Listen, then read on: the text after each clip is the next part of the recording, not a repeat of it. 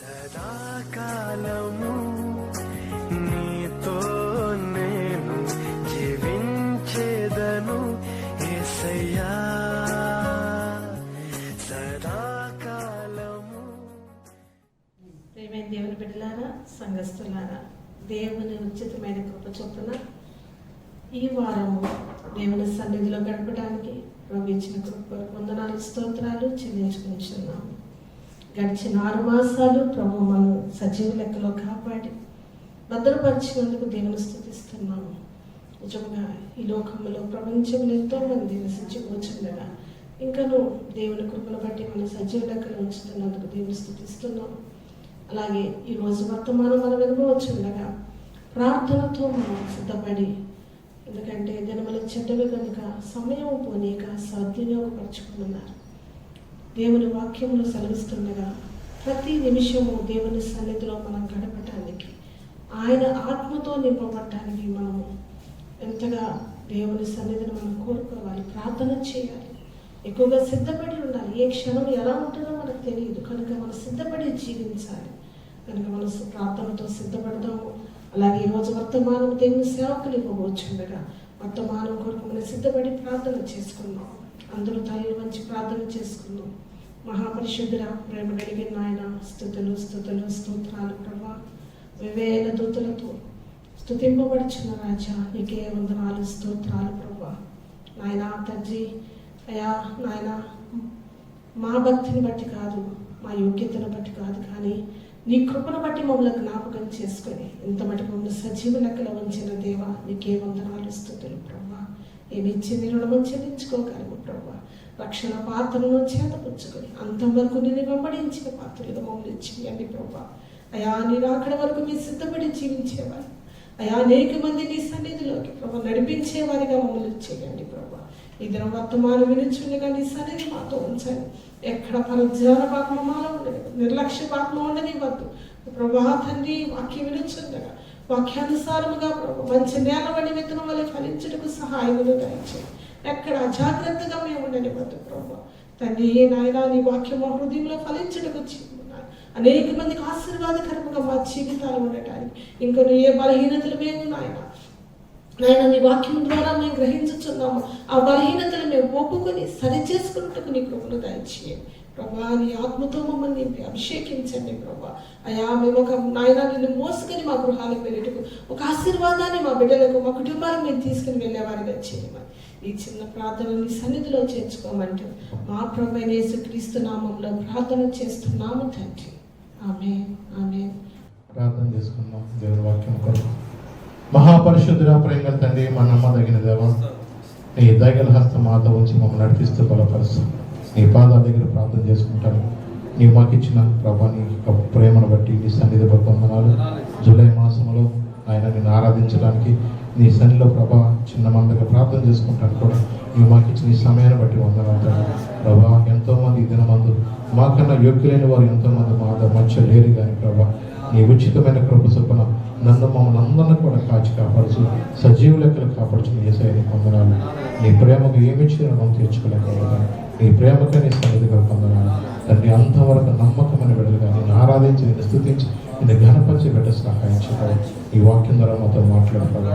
అలాగే యూట్యూబ్ వర్తమానం ద్వారా వింటున్న ప్రతి బిడ్డ హృదయాన్ని కూడా తినవచ్చు. ఎంతోమంది ప్రభావ మరి మీ సన్నిధి రాలేని పరిస్థితులు ప్రభావం ఉన్నారు ప్రభావ. నిజమే, మీ సన్నిధిలో గడపాలని, మీ పాద దగ్గర మొరపెట్టాలని ఎంతో ఆశతో ఉన్న బిడ్డలు ప్రభావ. నాయన కొన్ని పరిస్థితులు బట్టి నాయన మరి యొక్క తండ్రి COVID-19 యొక్క ప్రభావాన్ని బట్టి కూడా మరి ఎంతోమంది పెద్దలు, చిన్న బిడ్డలు కూడా మీ సన్నిధి రాలేని పరిస్థితుల్లో తండ్రి నాయన నిన్ను ఆరాధించలేని పరిస్థితులు ఉంటుండగా మరి నాయన మరి అనేక మంది యూట్యూబ్ ద్వారా ఈ వర్తమానం వింటుండగా నాకు మా అందరికీ, అలాగే వర్తమానం వింటున్న యూట్యూబ్ ద్వారా వర్తమానం వింటున్న బిడ్డలకు కూడా నీవే తోడుగుండి సహాయం చేయగలవు.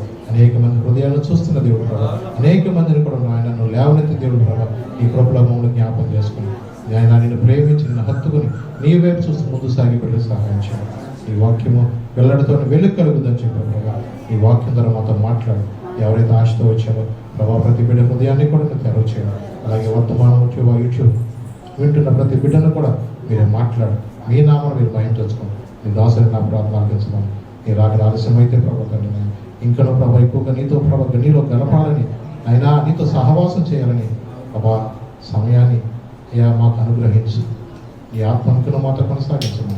నజరుడైన యేసు నామమున అడుగుచున్నాను తండ్రి. ఆమేన్.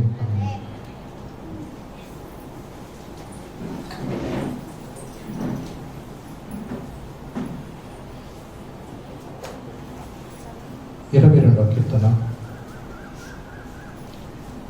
మొదటి 3 వచనాలు చదువుతున్నాం. మొదటి వచనం చదువుతున్నాం.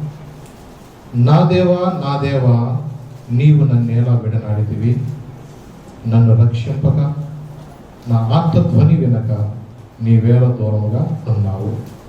నా దేవా, పగలు నేను మొరపెట్టుచున్నాను, రాత్రి వేళను నేను మౌనంగా ఉండటలేదు. అయినను నీవు నాకు ఉత్తరం ఇయ్యకున్నావు. చూడండి, ఈ యొక్క వాక్య భాగాన్ని దావీదు కీర్తనగా మనం చదువుతున్నాము. ఇక్కడ దావీదు ఏమని రాస్తున్నాడంటే, నా దేవా, నా దేవా, నీవు నన్నేలా విడనాడితివి, నన్ను రక్షింపక నా ఆర్తధ్వని వినక నీ వేళ దూరముగా ఉన్నావు. చూడండి, దేవుడు మనకు దూరం అవుతాడా, మనము దేవునికి దూరం అవుతామా? ఈ రోజున దేవుడు తన బిడ్డలు ఆయన ఎన్నడూ విడిచిపెట్టే దేవుడు కాదు. కానీ దేవునికి దూరం అయ్యేది ఏంటంటే మనలో ఉన్న బలహీనత. ఏంటిది? దేవునికి మనకి దూరం చేసేది ఏంటిది? మనలో ఉన్న బలహీనత.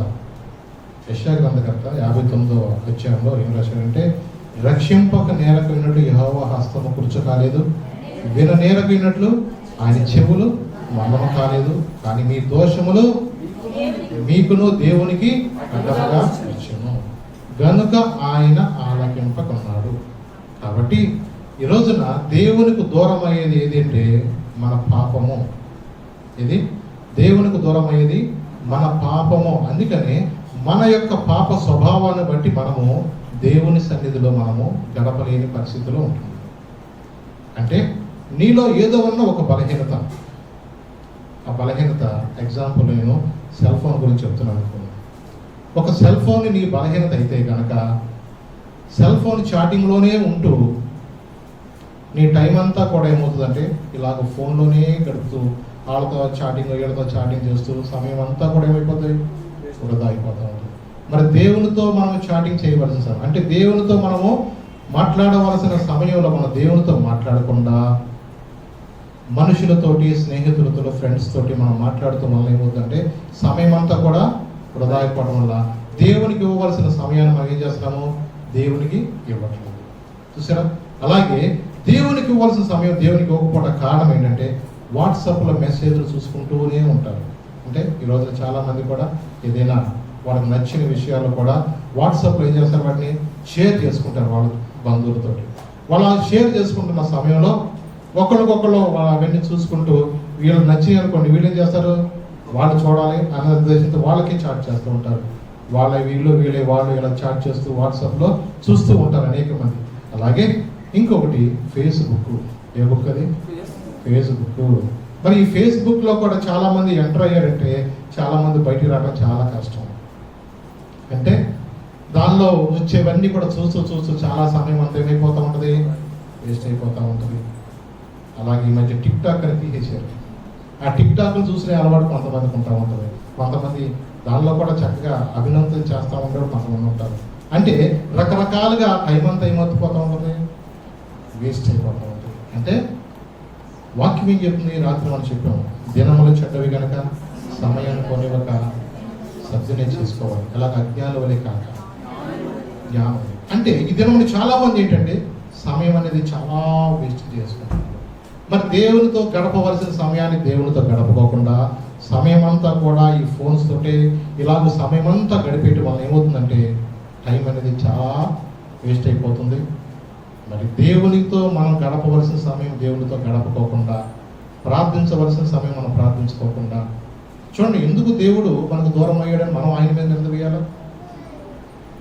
దేవుడు మనకు దూరం అవడం మనమే మనలో ఉన్న బలహీనత ఏం చేస్తున్నామంటే దేవునికి దూరంగా చేస్తున్నాం.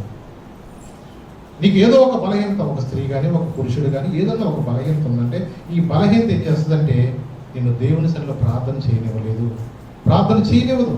చూసారా, నిజమే కదా. మరి దేవునిగా నీకు ప్రేమిస్తే దేవుని కొరకు నువ్వు అన్నీ విడిచిపెడతావు. దేవుని ప్రేమిస్తే ఏం చేస్తావు? దేవుని కొరకు నువ్వు అన్నీ విడిచిపెడతావు సమయానికి.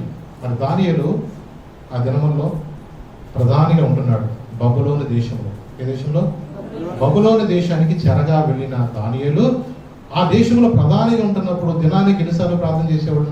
వాక్యంలో 3 సార్లు దేవుని యొక్క వాక్యాన్ని సన్నిధిలో ప్రార్థన చేస్తూ ఉన్నాడు. అంటే అతనికి ఎన్ని పనులున్నా సరే దేవుని సన్నిధిలో మాత్రం ప్రార్థన చేయటం మాత్రం మానలేదు. ఎలాంటి శాసనాలు ఆయనకు వ్యతిరేకంగా ఉన్నా సరే దేవుని సన్నిధిలో గడపడం అనేది గొప్ప ప్రివిలేజ్గా భావించాడు.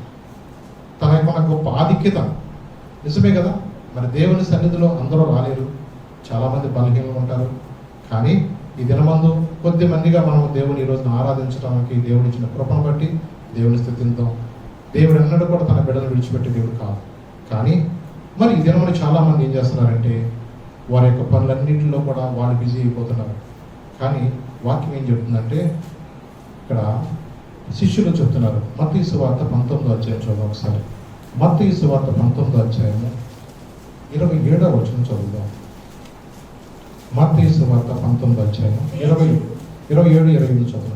పేతురు, ఇదిగో మేము సమస్తమును విడిచిపెట్టి నేను వెంబడించిదము గనక మాకేమీ దొరుకునని ఆయన అడగగా యేసు వారితో ఇట్లనెను, ప్రపంచ పునర్జన్మ మందు మనుష్య కుమారుడు తన మహిమ గల సింహాసనం మీద ఆసీనుడై ఉండినప్పుడు నన్ను వెంబడించిన మీరును 12 సింహాసనముల మీద ఆసీనులై ఇశ్రాయేలు 12 గోత్రముల వారికి తీర్పు తీర్చుదురు.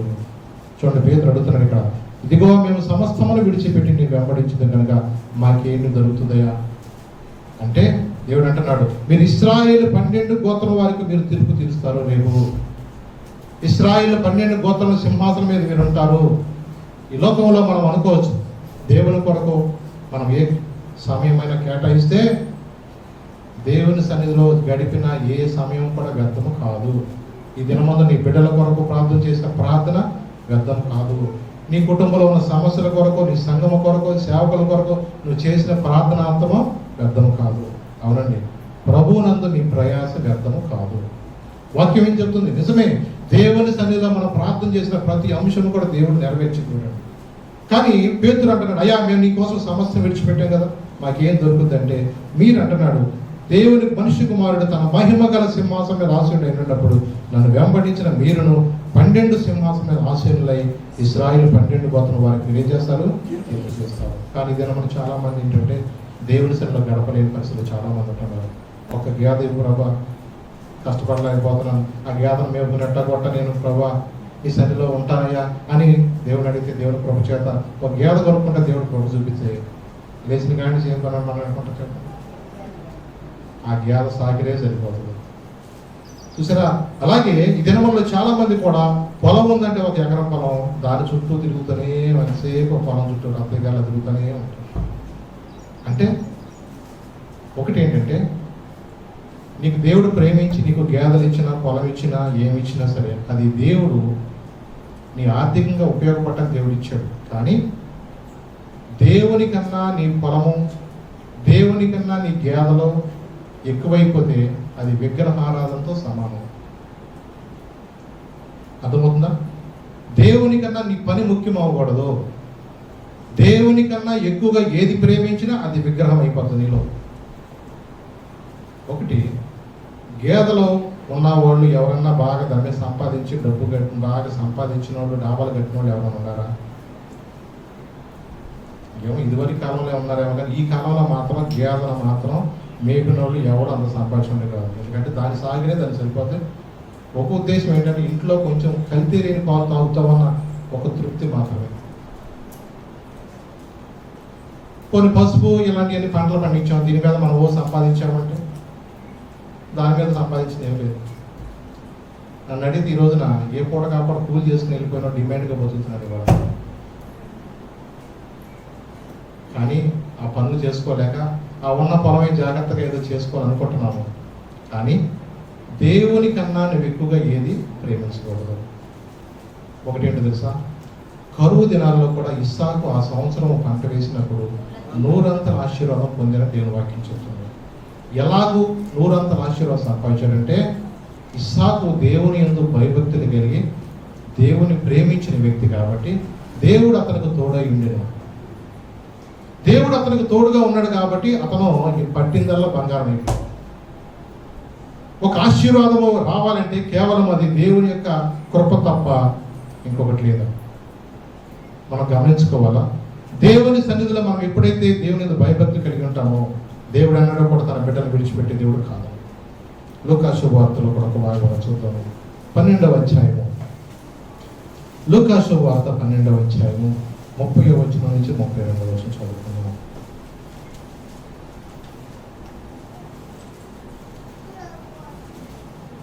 లూకా శుభవార్త 12వ అధ్యాయము 30 నుంచి 32 వరకు. ఈ లోకపు జనులు వీటన్నిటిని వెతుకుదురు, ఇవి మీకు కావలసినవి మీ తండ్రికి తెలియను.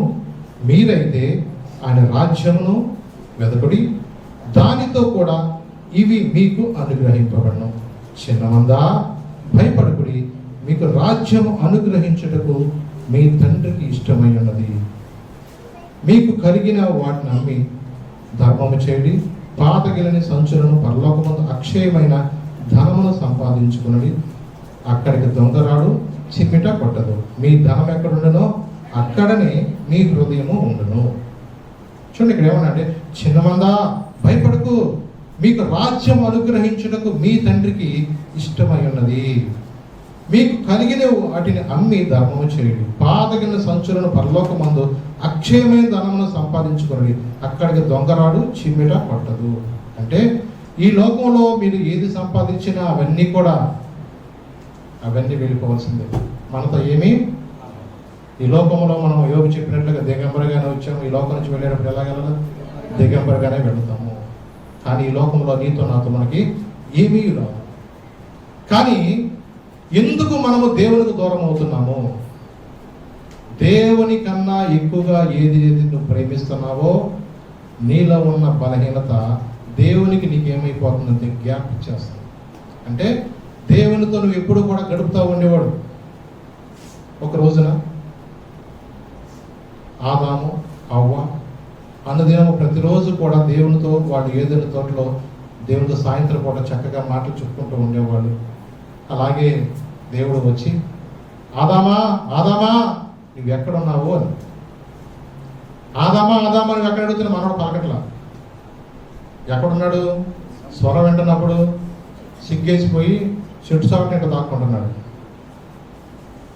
ఏంటి మనవాడు అసలుకి గబుక్కుని ఆదామానంగానే పరిగెత్తు వచ్చేవాడు సంతోషంగా. లేదు ఎందుకు రాలేకపోతున్నాడంటే చేసిన పొరపాటు. దేవుని యొక్క మాట వినుకోకుండా అపవాది యొక్క మాట విన్నప్పుడు దేవుని దగ్గరకు రాలేక దాక్కుంటున్నాడు.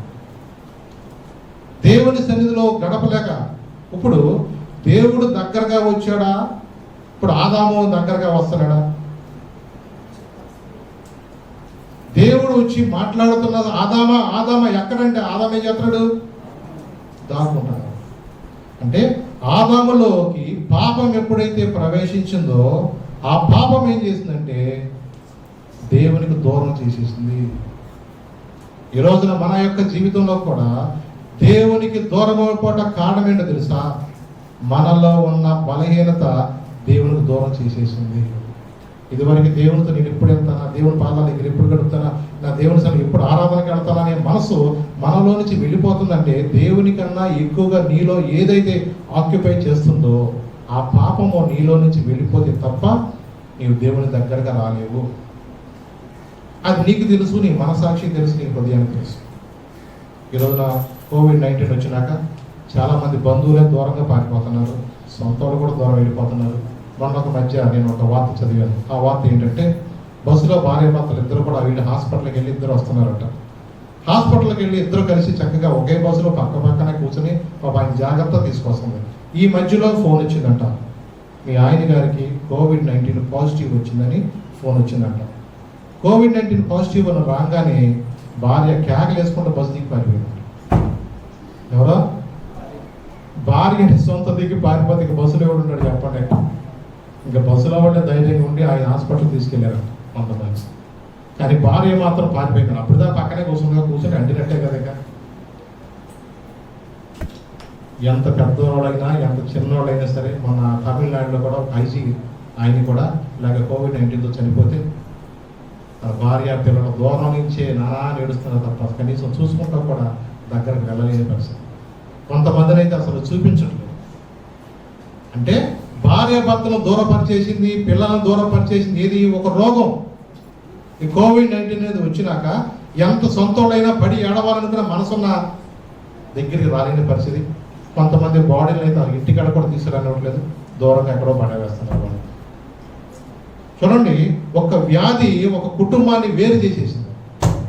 ఒక పాపము దేవునికి నీకు దూరపరిచేసింది. దేవుడు నాకు దూరం అవుతున్నాడా? నేను దేవుడు దూరం అవుతున్నానా?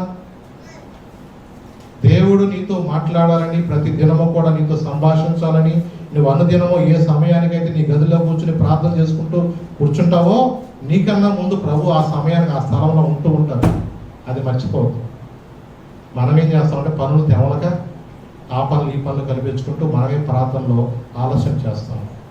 కానీ ఒకటి మనం గమనించుకోవాల్సింది ఏంటంటే, దానియేలు దినములకు 3 సార్లు ఎలా ప్రార్థనకు అలవాటు చేసుకున్నాడో మనము కూడా దేవునితో సహవాసం చేయటం నేర్చుకోవాలి. దేవునితో నువ్వు ఎప్పుడైతే గడపడం నేర్చుకుంటావో దేవుని యొక్క ఆత్మచేత నింపబడతాం మాత్రమే కాదు, కానీ నువ్వు అనేక మందికి దీవెనకరంగా ఉంటావు. నువ్వు అనేక మందికి ఒక గొప్ప ఆశీర్వాదకరంగా ఉంటావు. ఎలాంటి ఆశీర్వాదాలు ఇద్దరు మనం చాలా మంది పోగొట్టుకున్నారు తెలుసా?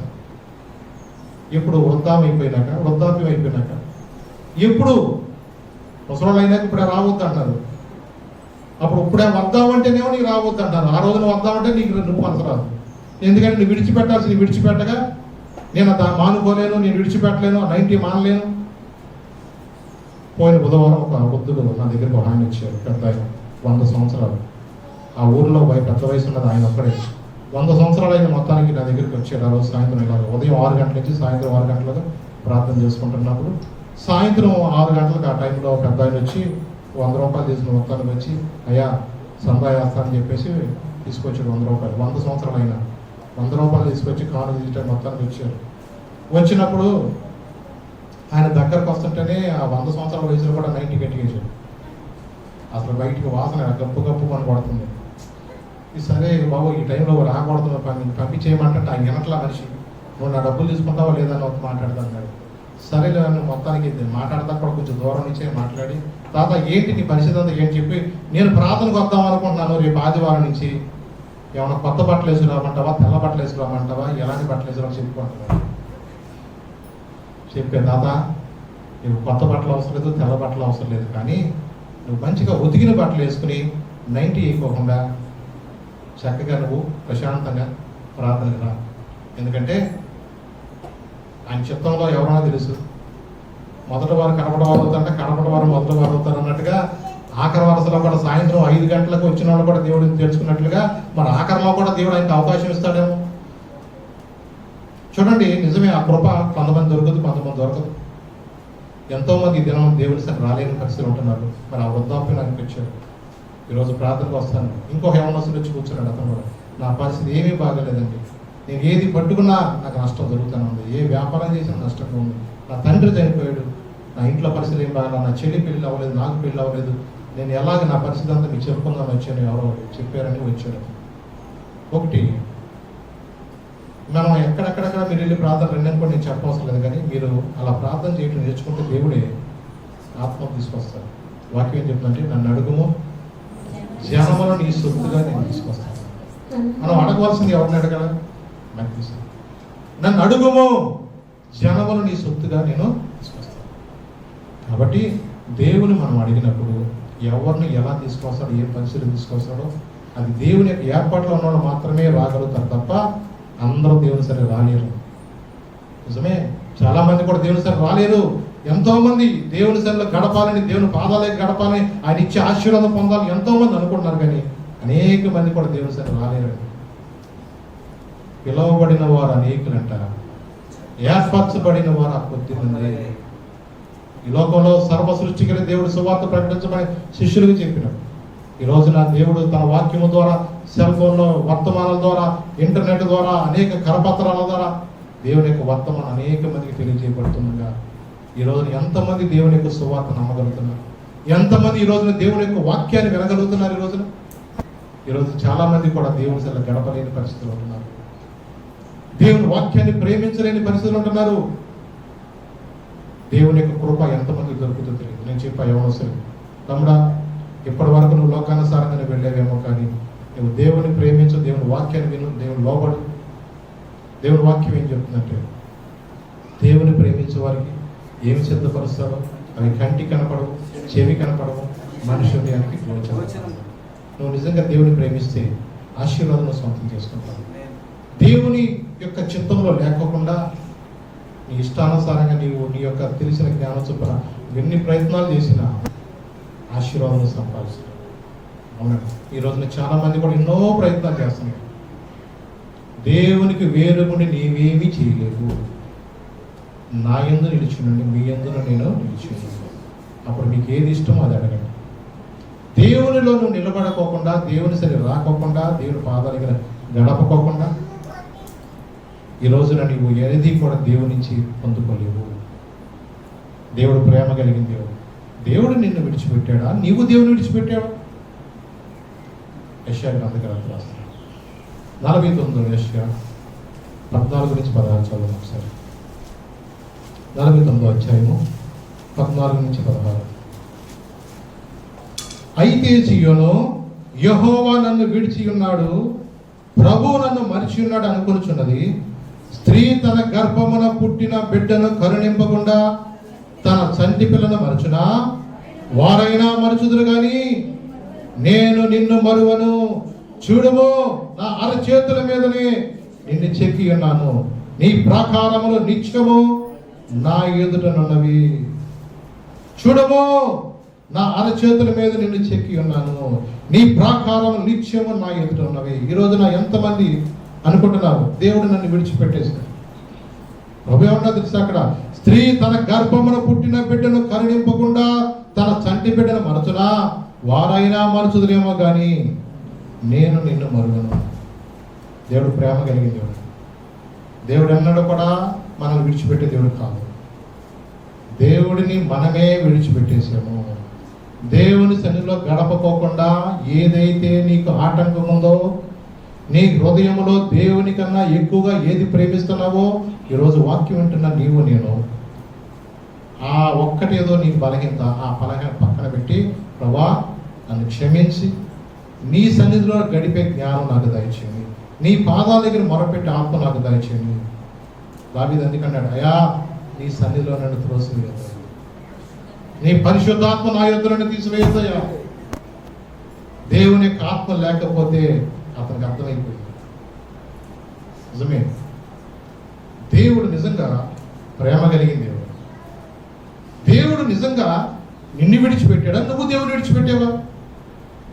ఈ ఒక్క మనం చదువుకున్న వాక్య భాగంలో 22వ కీర్తనలో ఇక్కడ ఏముందంటే, నా దేవా నా దేవా నీవు నన్నేలా విడనాడితివి, నన్ను రక్షింపక నా ఆత్మ ధ్వని వినక నీ వేల దూరముగా ఉన్నావు.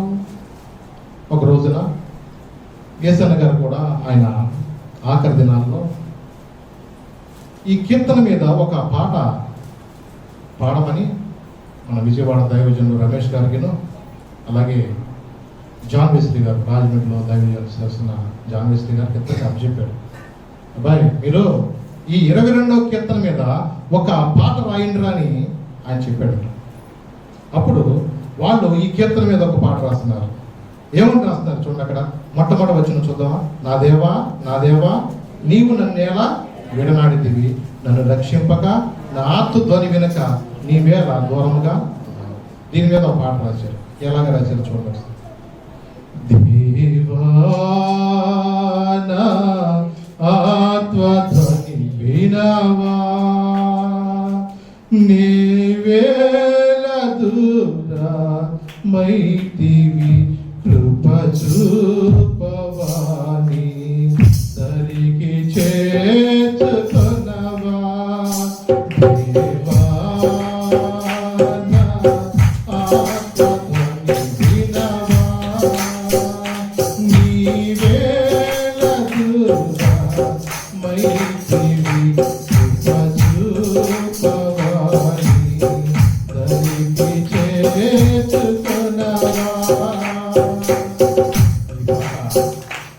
రాస్తున్నప్పుడు ఏమో ఐసనగా రాగిపోమంటారు ఏంటంటే, నన్ను రక్షింపక నా ఆత్మధ్వని వెనుక నీవేళ దూరం ఉన్నావా కదా. దేవుడు దూరం ఏంటిరా?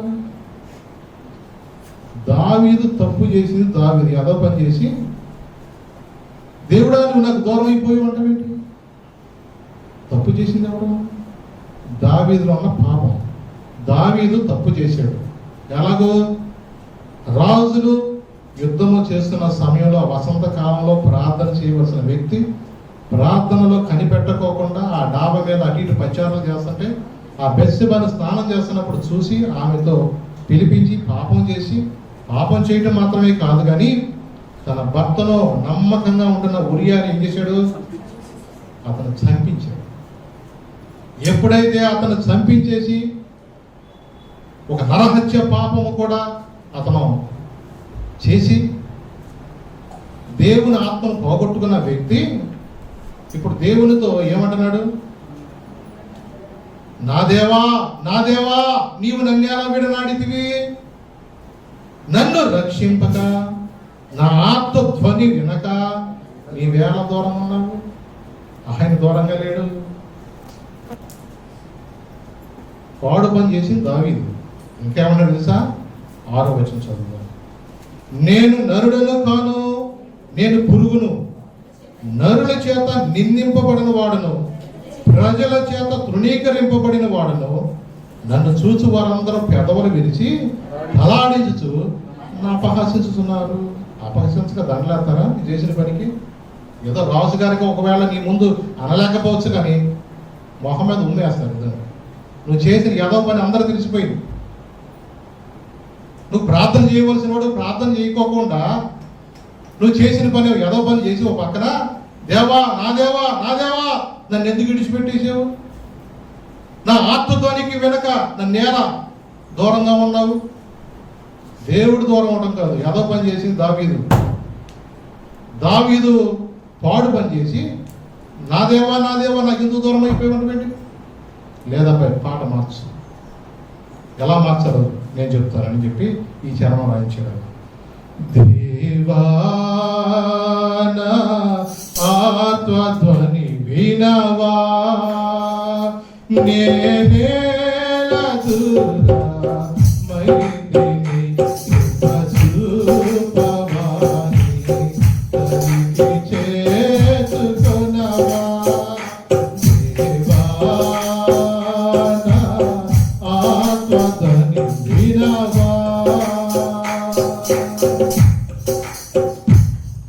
గాలివాన హోరులో గమ్యమెటో కానరాక గురి అయిన నిన్ను చేరా పరితపించుచున్నాను.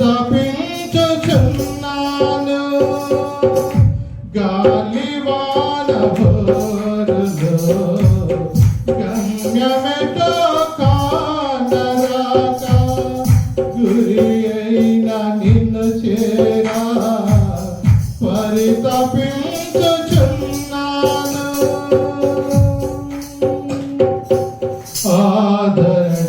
ఆదరణయైనను ఆరోగ్యమైనను ఆనందమైనను నీవే కదా. ఆదరణయైనను ఆరోగ్యమైనను ఆనందమైనను నీవే కదా.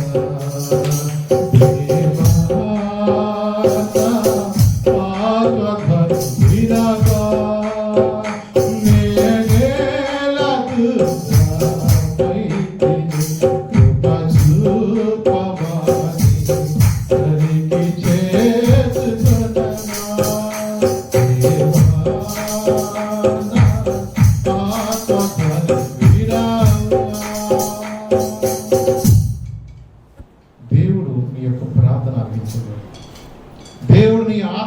వినే దేవుడు, నీ మూలుగు వినే దేవుడు.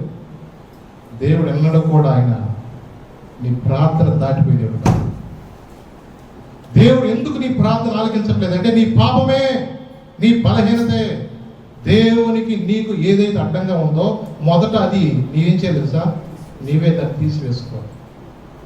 ప్రభా, నేను జయించలేకపోతున్నాను ఈ సమస్యని, ఈ పాపాన్ని జయించలేకపోతున్నాను ప్రభా.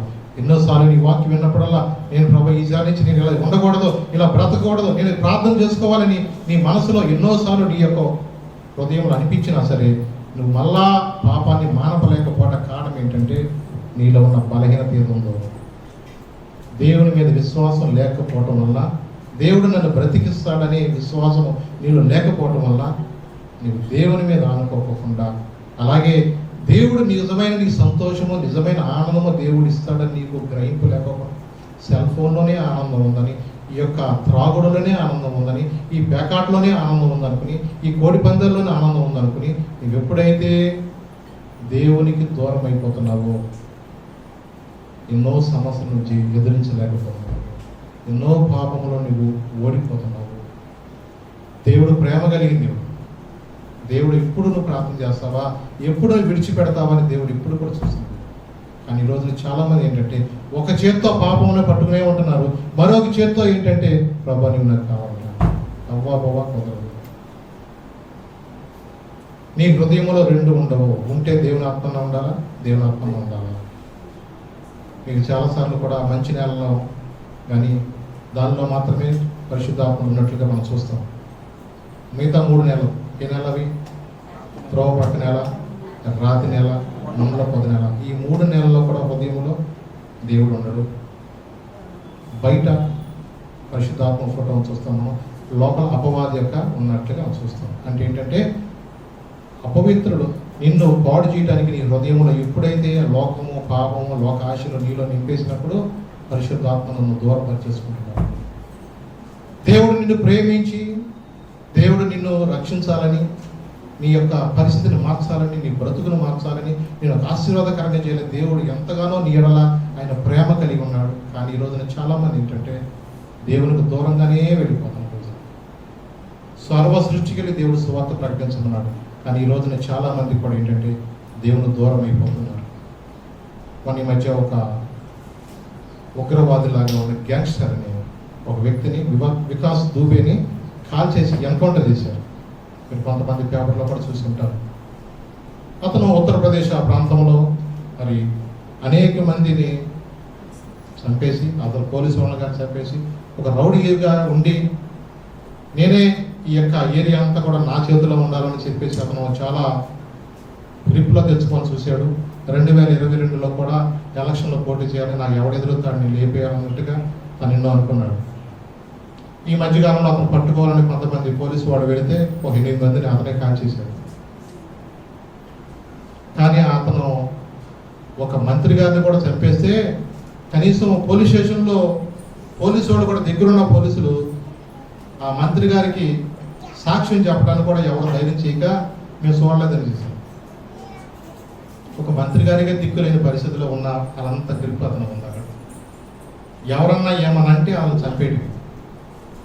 కనీసం భార్య అయినా తల్లి అయినా చనిపోయిన తర్వాత అమ్మ ఏంటి పరిస్థితి అంటే ప్రభుత్వానికి అన్నీ తెలుసండి అన్నారు తప్ప నా మంచి భర్తను చంపేసాను మాత్రం అనలేదు. అంటే ఎంతగా తన జీవితాన్ని చూడండి గర్వంతో ఇలా ఉన్నాడు. అందుకని ఒకరి ఎదుట సరైనగా కనబడే మార్గం కలదు, కానీ తుదకు అది మరణానికి దారితీస్తుంది. ఒక రౌడీయిజమే నిన్ను అనుకోవచ్చు. ఈరోజు చాలామంది వారి కాలానికి ముందుగానే ఎందుకు వెళ్ళిపోతున్నారు? నాకు అన్నీ తెలుసు, నేను ఏదైనా చేయగలను, నేను ఒక టీముని మెయింటైన్ చేయగలను అనుకున్నారు. విజయవాడ కానీ మచిలీపట్నం కానీ ఎంతమందో రౌడీలు పెద్ద పెద్ద చెప్పుకున్న వాళ్ళు వాళ్ళ కాలానికి ముందే వాళ్ళు వెళ్ళిపోయారు. వాళ్ళు ఎంతో కాలం బ్రతకవలసిన వాళ్ళు వాళ్ళ జీవితంలో సగమ కాలం కూడా బ్రతకోకుండా ఎందుకు చనిపోయారు? వారి కత్తి వాళ్ళే చంపుతుంది. అందుకని వాక్యం చేద్దాం, మనుషుడా నువ్వే విత్తుతావు ఆ పంటలోకి వస్తావు. ఈ రోజున మనుషులు అనుకుంటున్నారు నా చేతిలో బలం ఉంది, నాకు కులం ఉంది, నాకు డబ్బు ఉంది, నాకు వాళ్ళు ఉన్నారు, వీళ్ళు ఉన్నారు, నేను చెప్తే పోలీసు వాళ్ళే కాదు రాజకీయ నాయకులు ఎవరైనా నా మాట వింటారు అనుకుంటామేమో. కానీ రోజులన్నీ నీ కాదు సహోదరుడా. రోజులన్నీ ఒకేలాగా సాగిపోతాయి అనుకో మాకు ఎప్పుడు కూడా. ఒకానొక దినమందున నీవు నేను కూడా ఈ లోకంలో దాని యొక్క పర్యవసానం అనుభవించాల్సిన పరిస్థితి. ఎవరో దీని నుండి ఎవడో తప్పుకోలేడు, ఎవరు అతిథులు ఎవరు కాదు. ఒకటి, దేవునికి నీకు ఎప్పుడు కూడా ఏది అడ్డంగా ఉండకూడదు చూసుకోవడం. ప్రార్థనలు ఎప్పుడు కూడా నీకు కనిపెట్టవలసిన తెలుసా, ప్రభా నీ సన్నిధిలో నేను ఎక్కువగా గడపాలని.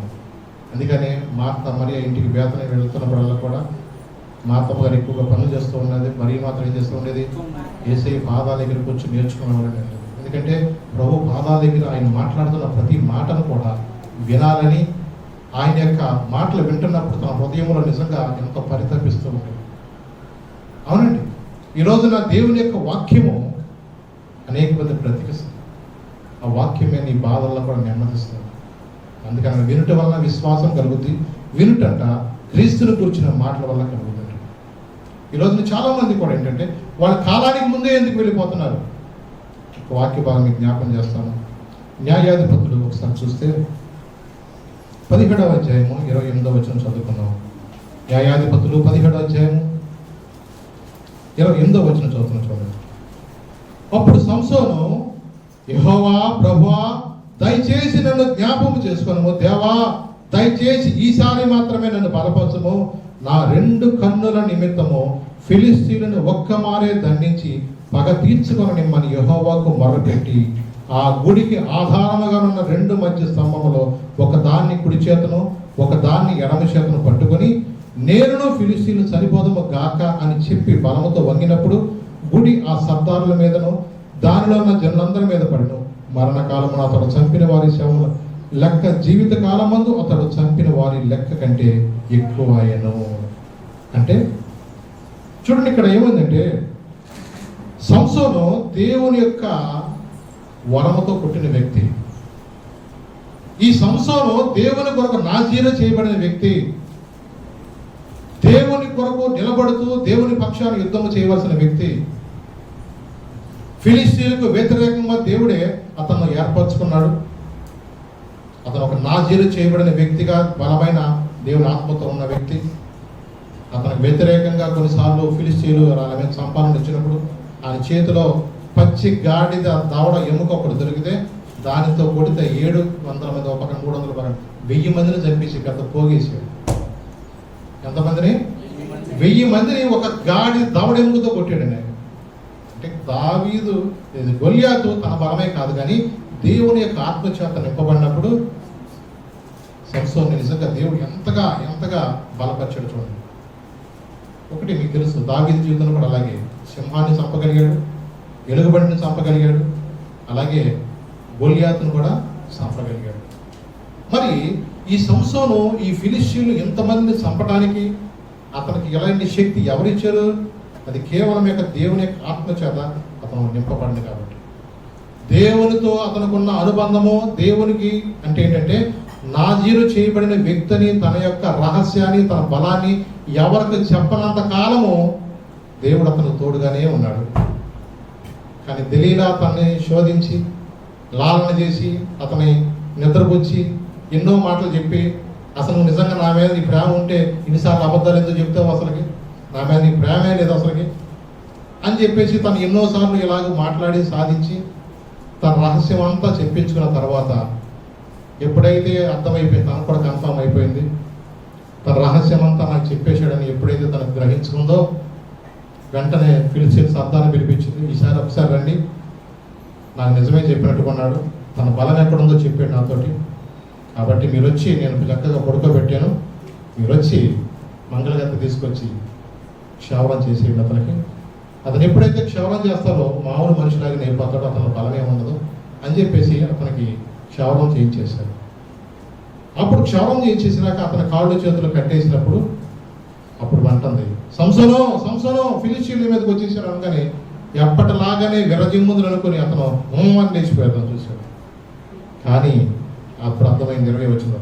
అప్పుడు అర్థం చూడండి, ఆమె సంసోను ఫిలిస్తీయులు నీ మీద పడుచున్నారని అతను మేల్కొనమని ఎప్పటి ఎట్లు నేను బయలుదేరి విరజిమ్మును అందుకున్నా, అయితే యెహోవా తనని ఎడమాసినని అతనికి తెలియలేదు. అప్పుడు ఫిలిస్తీయులు అతని పట్టుకొని అతని కన్నులను ఓడదీసి గాజాకు అతను తీసుకొచ్చి ఇత్తడి సంఖ్యల చేత అతను బంధించి అతను బందీగృహంలో తిరగలి విసిరివాడాయను. అయితే అతను క్షౌరము చేయబడిన తర్వాత అతను తల వెంట్రుకలు తిరిగి మొదలు పెట్టాను. చూడండి, ఇక్కడ జరిగింది ఏంటంటే, అతను ఎప్పుడైతే నాజీరు చేయబడిన వ్యక్తి ఏంటంటే తన తల వెంట్రుకలు ఎప్పుడు కూడా తీయకూడదో అతనికి. కానీ ఈ వేష్యతో తను ఎప్పుడైతే తన జీవితాన్ని కొనసాగిస్తున్నాడో ఆమె యొక్క మాటల చేత విసిగి పొంది చచ్చిపోతే పోద్ది అనిపించింది అతను. ఇన్నిసార్లు అది అడుగుతుందో పక్కన సార్ ఏమైంది అని చెప్పేసి బత్య తెచ్చారని చెప్పేసి రహస్యం అంతా చెప్పేశాడు. ఇప్పుడు ఎక్కడికి వెళ్ళాడు? అతను భయంకరమైన పరిస్థితుల్లోకి అతను అనుకుంటున్నాడు, నేను ఎప్పుడులాగే లేచిపోదాం అనుకున్నాడు. కానీ మామూలు మనిషిలాగా ఉన్నాడు, ఒక్క పిల్లలాగా అయిపోయాడు, ఏమీ చేయలేని పరిస్థితి. ఈరోజు అపవాది కూడా మనుషులు అనేక మంది కూడా ఇలాగే పట్టుకుంటున్నాడు. ఒక సిగరెట్టే కదా అనుకుంటున్నాడు, తర్వాత ఆ సిగరెట్టే వాడిని చైన్ స్మోకర్ చేస్తుంది ఎంతోమంది. ఎవరు చూడలేదు కదా అనుకుని బడ్డీలు వెనకాలి ఆటోలో కూర్చొని దూరంగా ముందు కుర్రాళ్ళు చల్లగా మొదలెడతారు. ఆ ఒక్క సిగరెట్టే అతను ఊపిరితిత్తులు తినేట కారణం. ఆ ఒక్క త్రాగుడే ఈ రోజున అతని జీవితం నాశనం అయిపోట కారణము. ఆ ఒక్క పేకాటే కుటుంబాన్ని పట్టించుకోకుండా ఉంటే కారణము. ఆ వ్యభిచార పాపమే భార్య పిల్లల్ని దూరం చేసే కారణము. ఆ ఒక్క బలహీనతే దేవునికి నీకు దూరం చేసేస్తుంది. దేవుడు నీకు దూరం అవటం కాదు, నీవే దేవునికి దూరంగా వెళ్ళిపోతావు.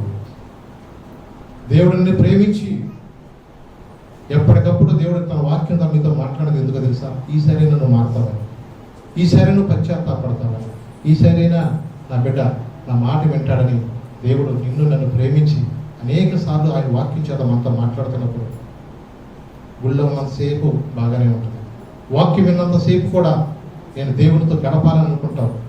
కానీ నువ్వు ఎప్పుడైతే దేవునికి దూరం అయిపోతున్నావు ఆ కారణం ఏంటి తెలుసా? నీ బలహీనత మాత్రం మర్చిపోలేకపోతున్నావు. అలాగే చెప్తారులే, ఈసారి మానేద్దాం అని అనుకుంటూ అనేక మంది ఏంటంటే వారు తన పాపంలోనే కొనసాగిపోతూ దేవునికి దూరం అయిపోతున్నారు. చూడండి, ఎందుకు ఇలాంటి పరిస్థితి? అతను అడుగుతున్నాడు. చూడండి, అక్కడ ఏమన్నాడు? సంసోను, యెహోవా ప్రభువా దయచేసి నన్ను జ్ఞాపకం చేసుకొనుము, దేవా దయచేసి ఈసారి మాత్రమే నన్ను బలపరచుము, నా 2 కన్నుల నిమిత్తము. నా 2 కన్నుల నిమిత్తము ఫిలిస్తీన్లు ఒక్కమారే దండించి పగ తీర్చుకోమని యెహోవాకు మొర్రపెట్టాడు. తను జీవితంలో చూడండి, అక్కడ ఆఖరి వచనం ఏముందంటే 22 సంవత్సరములే ఇశ్రాయేలుకి అధిపతిగా ఉన్నాడు. 100 సంవత్సరాలు బతకవలసిన వ్యక్తి ఎందుకు తన జీవితాన్ని అంత కొద్దిగా అతను చేసుకున్నాడంటే తెలుసా? అతనిలో ఏలుబడి చేసిన పాపం, దేవుని వాక్యానికి లోబడుకోకుండా, విధేయత చూపించుకోకుండా, ఎప్పుడైతే పాపమును ప్రేమించి దేవునికి దూరం అయిపోయిన పరిస్థితే దేవునికి దూరం అయిపోయాల్సి వచ్చింది. అప్పుడు ఏడుస్తున్నాడు. ఏం ఏడుస్తున్నాడు? అంతరంగ సమరములో ఆశలెన్నో విఫలము కాగా శరణు కోరా నిన్ను చేరా సల్లడిల్లుచున్నాను. అంతరంగ సమరములో ఆశలెన్నో విఫలము కాగా శరణు కోరా నిన్ను చేరా సల్లడిల్లుచున్నాను.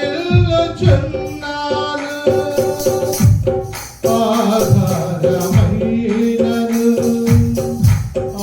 ఆశ్రయమైనను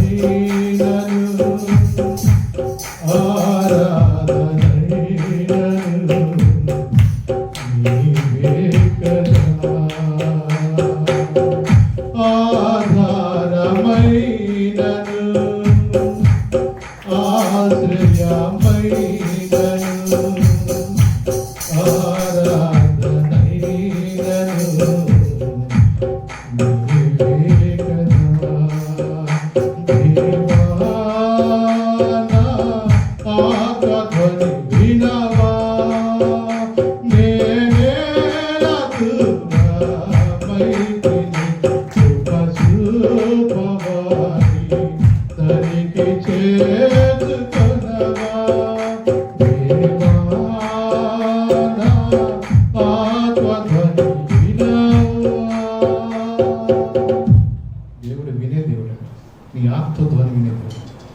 ప్రార్థన వినే దేవుడు, నీ శ్రమలలో నీ మొర్ర వినే దేవుడు ఆయన.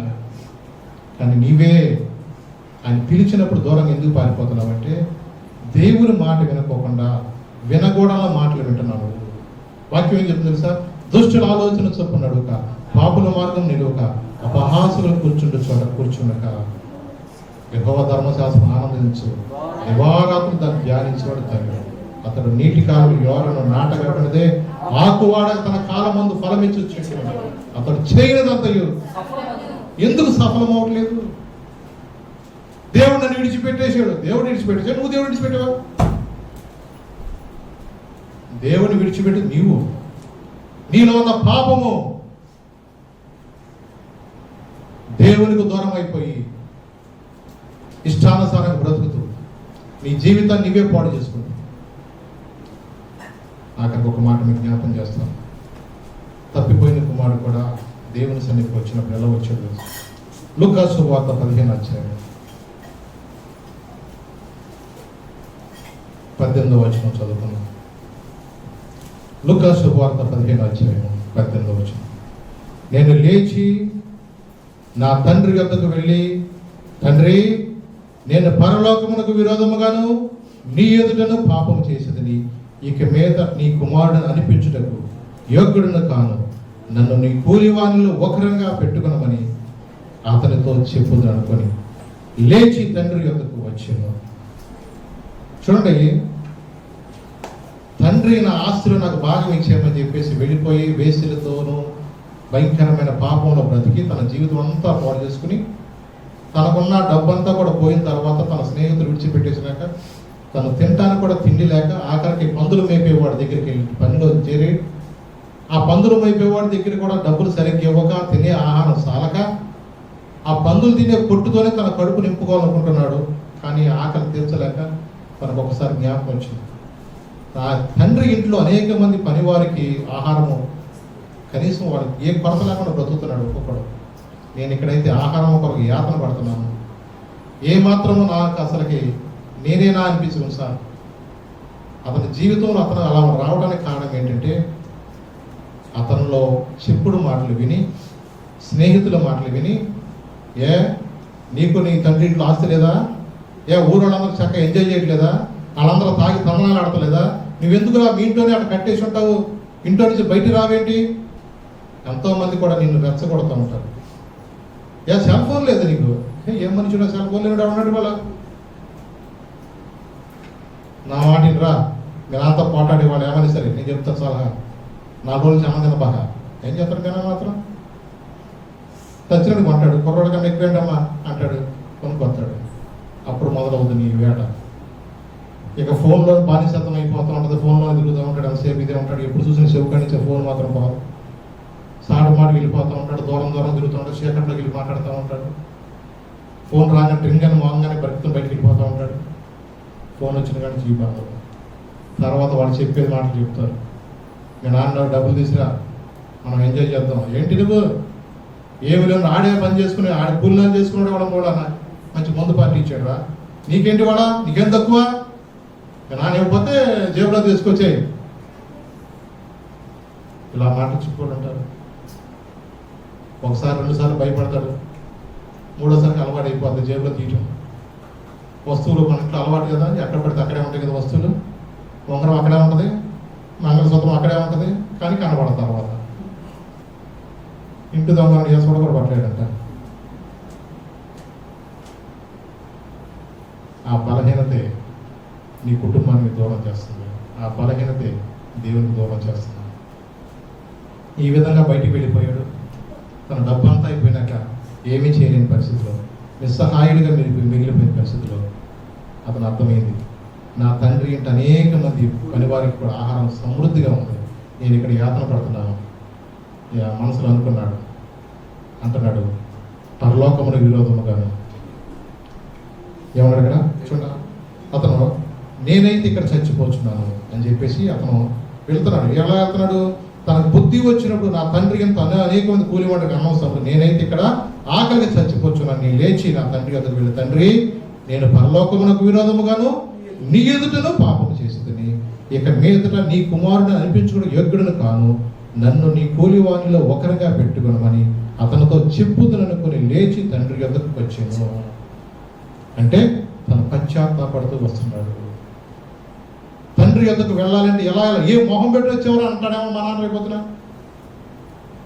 నీకన్నా బాగానే బతుకుతారని పోటాడేలేవుగా, మళ్ళీ ఏ మొహం పెట్టుకొచ్చేవారు అంటాడేమో.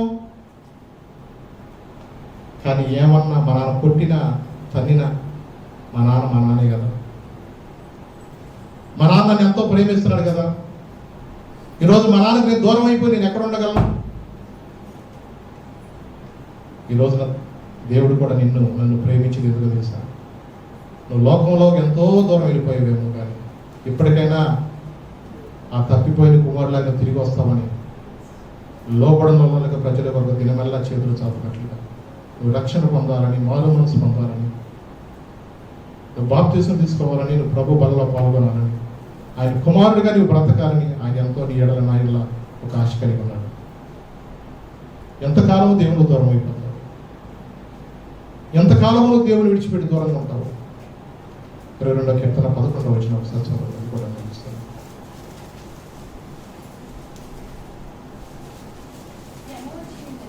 శ్రమ వచ్చి ఉన్నది, సహాయము చేయవాడు ఎవడనూ లేడు, నాకు దూరంగా ఉండక. ఈ శ్రమలో ఎవరు నీకు తోడుకుండేది? దేవుని విడిచిపెట్టింది నువ్వేమంటున్నావు? నా దేవా నీవు నన్నేలా విడనాడితివి, నన్ను రక్షింపక నా ఆత్మ ధ్వని వినక నీ వేళ దూరముకున్నావు. దేవుడు దూరం అయిపోయినా నీవే దేవుడు దూరం అయిపోయావు. తప్పిపోయిన కుమారుడు తన తప్పు తెలుసుకుని పశ్చాత్తాపడి, తండ్రి పరలోక విరోధముగా నీకు విరోధము నేను పాపం చేశాను, నీ కుమారుడు అనిపించే యోగ్యుడు కానయ్యా, నీ కూలివాడిని ఒక కూలివాడిగా నన్ను పెట్టుకున్నానా అని అందామని వచ్చాడు. కానీ తండ్రి దూరము నుండి అతని కొరకు కనిపెట్టుకుంటున్నాడు, దూరము నుండి అతని కొరకు పెట్టుకుంటున్నాడు. నా కొడుకు నడకలాగా ఉంది, అది పిచ్చోడు కాదు, నా కొడుకే నడక అంతా చూస్తున్నాడు, పశ్చాత్తాపడుతున్నాడు, తండ్రి కోసం ఎలాగా ఎదురు చూస్తున్నాడు, ఏ రోజుకైనా నా కొడుకు రాడాలి. ఆ కొడుకును దూరం నుంచి చూసి తండ్రి పరిగెత్తుకుని వెళ్ళి మురికి బట్టలతో ఉన్న వ్యక్తిని కూడా కౌగిలించుకొని అతను ముద్దు పెట్టుకుని అతను ప్రేమించి అతను తీసుకొచ్చి అతను స్నానం చేయించి ప్రశస్తమైన వస్త్రాలు ఇచ్చి అతనికి చెప్పులు ఇచ్చి ఉంగరం పెట్టి ఇంటిలో మంచి విందు చేసిన తండ్రి. ఈరోజు నువ్వు ఎంత దూరం వెళ్ళిపోయావో, దేవుడు దూరం అయిపోలా, నేనే దూరం అయిపోయావు. ప్రార్థన చేయవలసిన వ్యక్తిలో ప్రార్థన చేయకుండా, దేవునితో గడపవలసిన సమయం దేవునితో గడపకుండా లోకంలో మనం దూరంగా వెళ్ళిపోయింది మనమే. దేవుడు మనం ప్రేమించి నీ కొరకు నా కొరకు ఇంకా ఆయన ఎదురు చూస్తున్నాడు. నువ్వు తిరిగి వస్తావని, ఒప్పుకుంటావని, నువ్వు తండ్రిని నీ ప్రేమ చేత ఆయన ఎదురు చూస్తున్నాడు. ఎందుకు తెలుసా? నువ్వు రక్షించబడాలని, నీకు నిత్య జీవం ఇవ్వాలని దేవుడు ఆశపడుతున్నాడు. ఎంతకాలం దూరం వెళ్ళిపోతావు?